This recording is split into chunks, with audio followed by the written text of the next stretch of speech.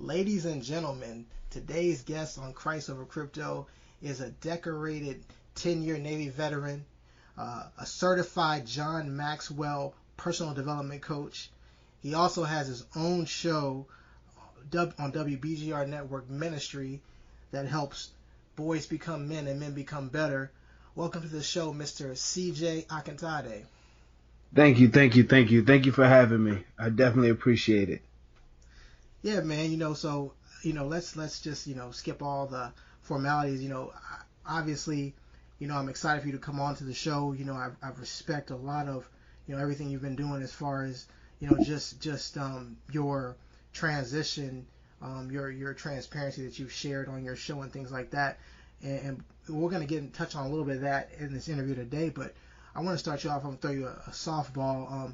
What caused you to feel like you wanted to pursue coaching? It's a thing that could be almost like, all right, yeah, you're a development coach. What does that even mean? And why do you think that you were qualified to step into that line of work? Based off of my background, so when I look at what a man is and what I thought a man was, I was sadly mistaken. And it wasn't until I gave my life to Christ that I realized what a man was. So I look at the state of maleness and what men are now, and I see it. I see a shortcoming. I see that there was a time, where you used to have to jump to be a man, and now the bar is so low that you pretty much have to duck to get to get over it. So I see that the bar is so low for men that I really wanted to raise the bar. So personal development is something that I dived in head first because I wanted to develop myself. I wanted to become that better man. I wanted to become that better example to show to the youth, to show to my friends, to show to my family. Then I teamed up with John Maxwell because I was reading a lot of his leadership books.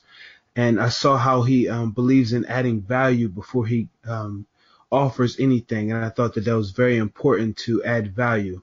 So I teamed up with him because I wanted to learn how to add value. I felt like the leadership principles were excellent, and a lot of great jewels that John Maxwell brings that I wanted to utilize for me is for coaching and personal development. And what I learned was there's a difference between coaching and mentoring. What I thought I was doing, I was just mentoring. So what a mentor does is a mentor is someone that tells you the mistakes that they've made to help guide you. But what a coach does, a coach draws the answers out, the answers from inside of you out. So what a coach does is he provokes the right thought-provoking questions to get you to see the answers in the way that you should follow for overall betterment of your life. Man, that's a really, really great answer. A lot of people kind of, I would say, conflate the terms of coaching and mentoring, and they kind of think they're the same thing. But that was a great delineation on the difference between the two words. One of the things that you mentioned about pulling things out of people in coaching and finding the answers, what do you find is the number one mistake most men make that you coached, and how do you generally correct it? The biggest mistake that I see is usually fear and self-limiting beliefs. A lot of people, they know the answer and they have the answer, but they're afraid of the answer. So they'll talk themselves out of the truth. They'll talk themselves out of the answer in efforts to convince you that that's not the answer. And that's one of the most interesting things I see with coaching. Wow. I mean, that's really good.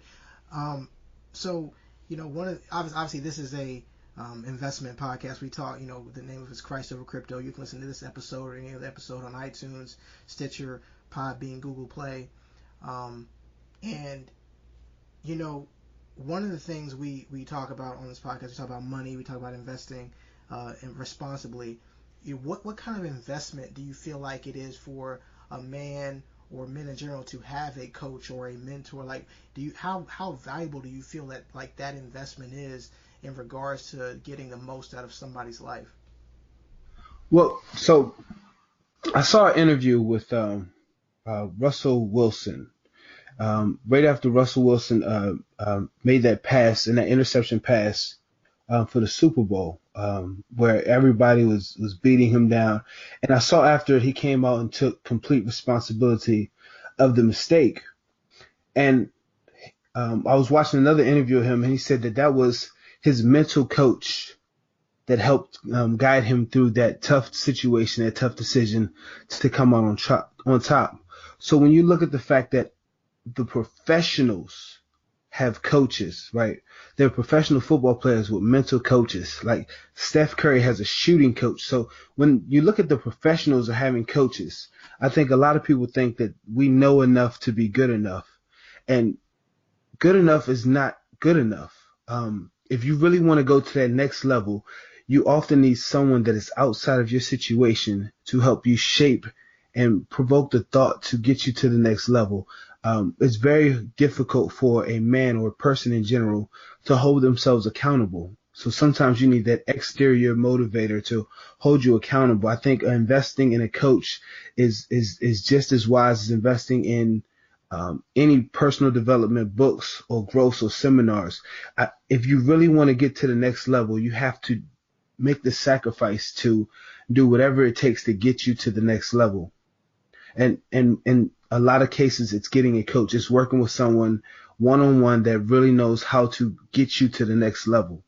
The brilliance of a coach is like Russell Wilson's coach doesn't have to throw a Super Bowl pass to know how to get him through that situation, right? That's the brilliance in a coach. I don't have to be able to shoot as good as Steph Curry to teach Steph Curry how to shoot better or to coach him in shooting better. So coaches don't really have to be where you're going to help you get there. They just provoke the questions and a thought to excite you and hold you accountable and responsible. So I think that investing in a coach is just as important as any investment one would make into themselves.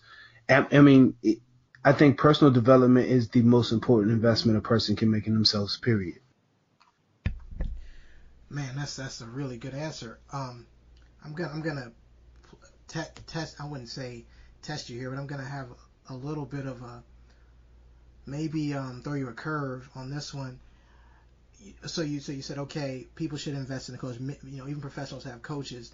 What about somebody who's resistant to coaching? Let's say I'm coming from a biblical standpoint, and I say, well, do people have coaches in the Bible? Do I need to have a coach? Like, can I just pray to God and receive the Holy Spirit and then have my you know whatever it is come out of me? Like, where biblically does it say I need a coach? Are there examples biblically that you see where people were coached or mentored, and if somebody had that objection, how would you counter their argument?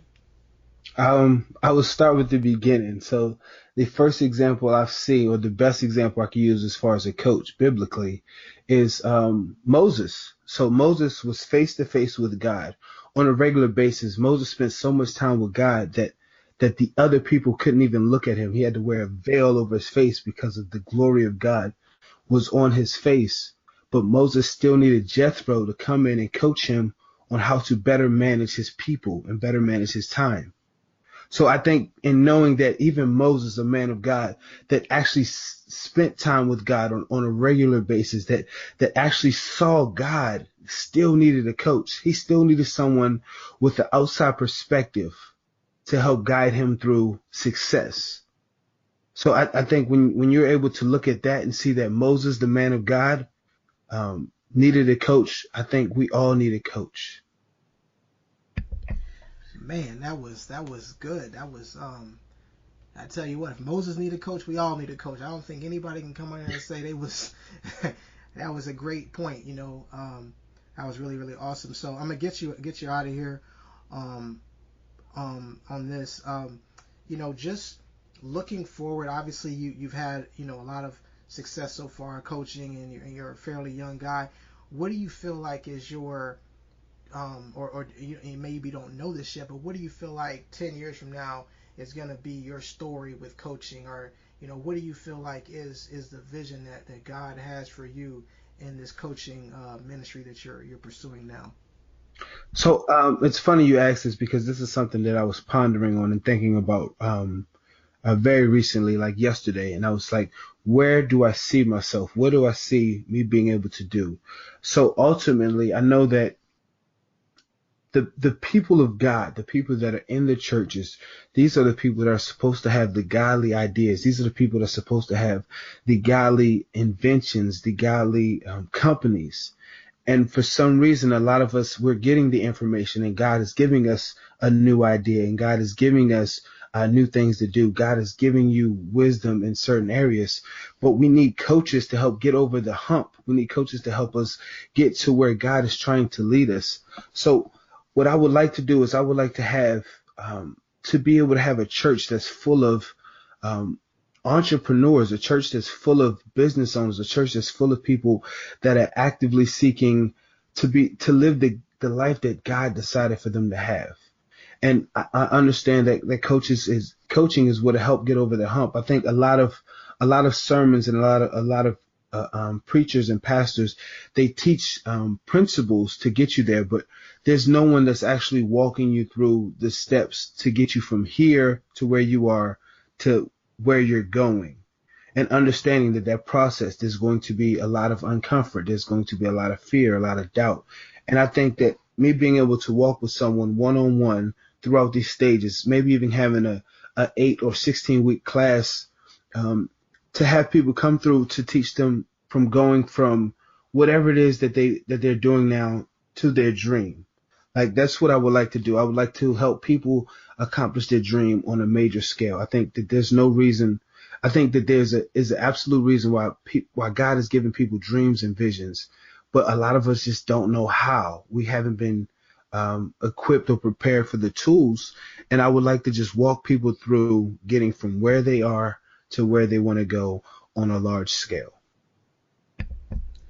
There you heard, ladies and gentlemen, CJ Akintade, 10-year Navy veteran, John Maxwell certified personal development coach. He has a weekly show on Mondays on WBGR called Ministry. Is helping boys to become men and men to become better. We're going to get you out of here, CJ. Before we get out of here, how can the listeners of this show find you? What's the best way to listen to your show? What's the best way to follow you online? If somebody's interested in, say, picking up your services for coaching, how can they get in contact with you? So definitely, and once again, the show is Ministry, MENISTRY, like ministry with the emphasis on the men on WBGR. You can find me on Facebook at CJ Akintade. That's AKINT as in Tom, A D as in dog, E as in echo. I'm also on Instagram at King Akintade, King period Akintade. So those are the two social media networks that I use to find me.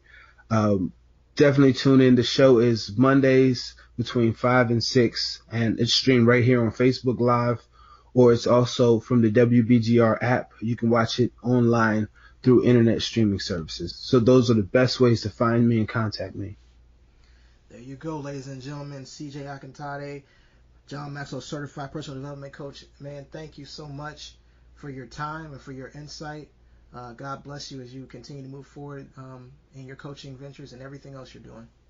Grace and peace, brother. Thank you for having me on. It's a pleasure.